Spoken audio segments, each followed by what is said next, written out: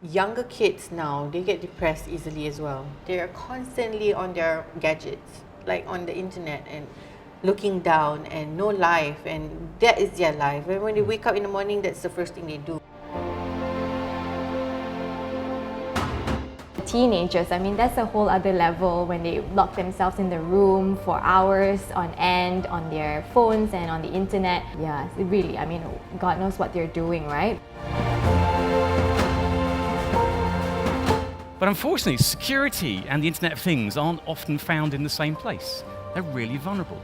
And we see huge problems with people's personal data, their privacy being invaded, and maybe even their data being locked up and encrypted because IoT manufacturers don't spend enough time looking at security.